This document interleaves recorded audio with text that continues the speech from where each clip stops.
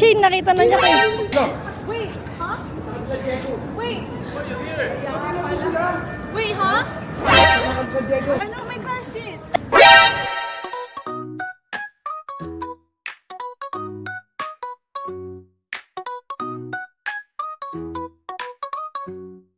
Hi guys! So today is our very last day talaga dito sa Canada kasi lilipad na kami mamaya. 9:40 yung flight namin and then our house is a mess. Look, it's everywhere! Ang dami kong hugasin. Nagluto ako kanina ng baon namin mamaya. And then, nilinis ko din yung fridge, nilinis ko yung aming microwave, and then, nag-declutter na din ako ng mga foods na mabubulok para yung may iwan namin kay PY is kakainin na lang niya. Nilutuan ko na lang din siya ng food niya para mga 2 days meron siyang makakain. Kasi tamad siya magluto. Anyway, nandito na pala si AJ kasi nga 12:30 siya nag-out sa work niya, and then nagpahinga lang siya saglit, tapos naligo na siya para siya na magbababa dito mga boxes. Oh my goodness, we are so ready! Tapos tignan niyo naman yung sobrang kalat. Tignan niyo yung sobrang kalat na yan. Kinalkal kasi ni Mau Mau yan. Pero hinayaan ko lang siya kanina kasi nga, kailangan niyang maglaro-laro. Yes, baby. Hello? Yes, sleep ka na. Gusto niya ko rin ito. Tignan mo, kalat-kalat mo. Tapos yan, sobrang kalat. Gusto kong i-video lahat ng kalat namin para makita kami. Yan, sobrang kalat talaga. Ito na din yung mga niluto ko. Nagluto lang ako ng tofu, hotdog, Canadian hot dogs and spam, and then some beef chow fan. Yummy! Tapos, look at my dishes. Sobrang dami. Ayan, nakapaglinis na ako ng microwave. Malapit na ako matapos sa fridge. And then, nakaupo lang ako dito nagpapahinga habang naghihintay kay Daddy AJ na tapos maligo kasi ako yung susunod para makapaglaba kami. Wala kaming maiwan ng mga maduming damit. Para pagdating namin malinis lahat. 3 hours na lang, aalis na kami. 3 hours na lang talaga. Patulogin ko si Mami ng alas 3.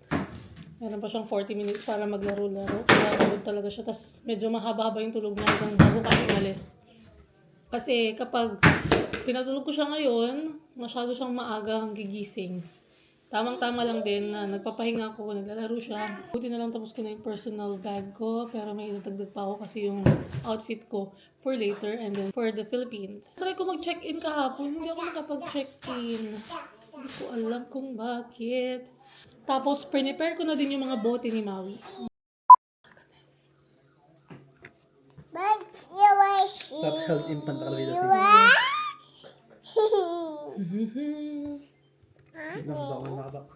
Yan, makakapag-check-in na kami.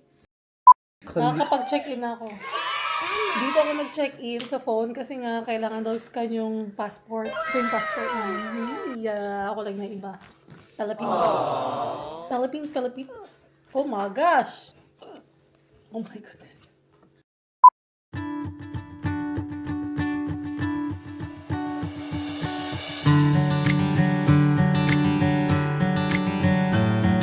Last 2 hours, naalis na tayo, pero grabe pa rin yung bahay. Nagbabalot na kami, last 30 minutes at alis na kami. May mga listahan ako ng mga kailangang bitbitin.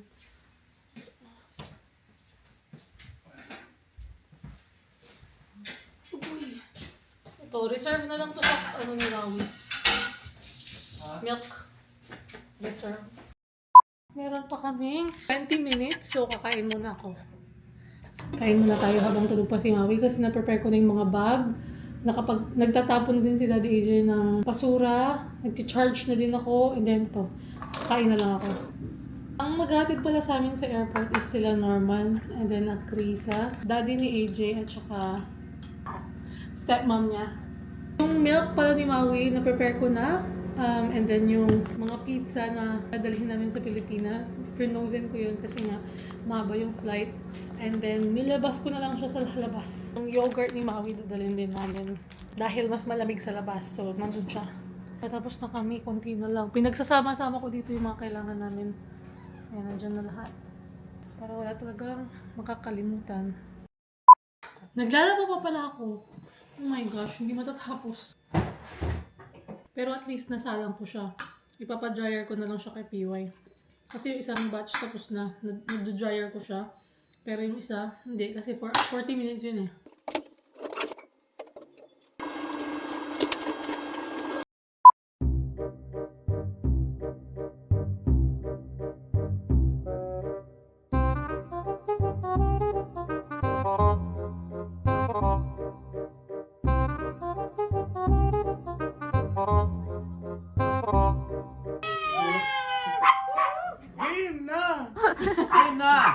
Alis na sila! Meanwhile. Hi! Papunta na kami sa airport. Tinatapos namin yung higo. Yung kalimutan yung tanggit sa tuyutong ha. Sakay ka na ng airplane. Sakay na ang mama ng airplane. Hey, say hi! Kiss, kiss! Wow!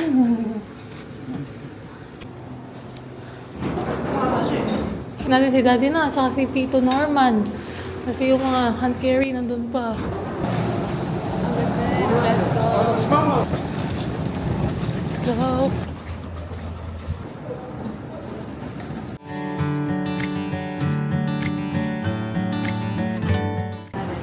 Check-in na kami daw.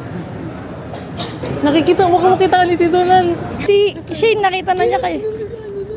NANI?!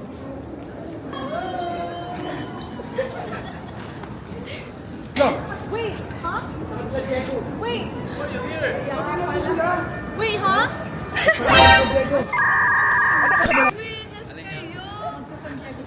Pagyaw kami. Saan ka pupunta? Kasama si Norman. Kasama si Norman. Hatid, maribik na kalagay. Huwag kayo iiyak. May car seat. Kasi mami. Like, Pupunta sa US si Mama. Pupunta sa US. Kasama niyo sila! Same plane! Surprise! Sama-sama tayo.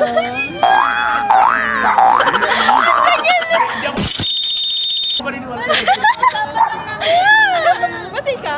No. Bakit? Ako lang po talaga mag-isa. Doon tayo papasok sa inyo. Wait lang! PE! Wala! Baligtad kasi, oh. Sabi ko sa inyo, habol kami. Mahina yung rata. Ay, nagulat sila.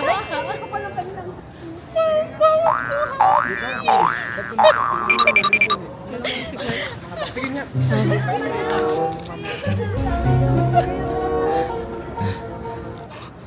Umano. Check-in na kami. Nandito na kami. Sobrang higat mo, mamaw. Tumaipat. Nagpupo pa ang mamaw. At yung dadalhin namin, 4 na box. Tapos isang piano, tsaka car seat, tsaka may stroller pa kami. Oh my goodness. Kami naghalaga. Magbabiyahe na. Okay ka lang ba? Pagod na pagod na siya. Okay, thank you. Thank you. Have a good day. You too, thanks. Oh, sorry. Have a good day. I appreciate it. Maybe I'll go too. Sure. See you. Ano pa sila Mauget? Norman? Tsaka sila Joffer. Aalis na kami.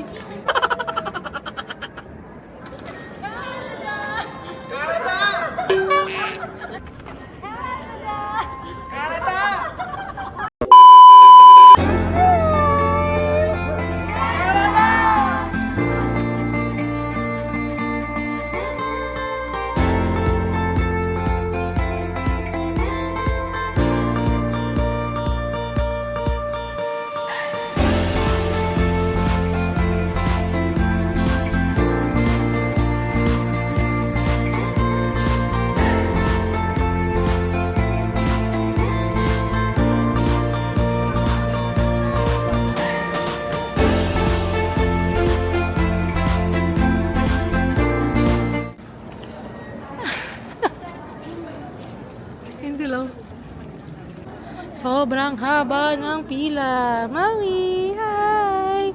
Pupunta kami sa gate. Ay, sa wakas. Ang hirap pala mag-travel with infant. Sobrang hirap pala. Iniwan mo din si PY. Oh, naman. Let's see Diana ng crinkles. So, tikman natin. Sobrang sarap ng crinkles to.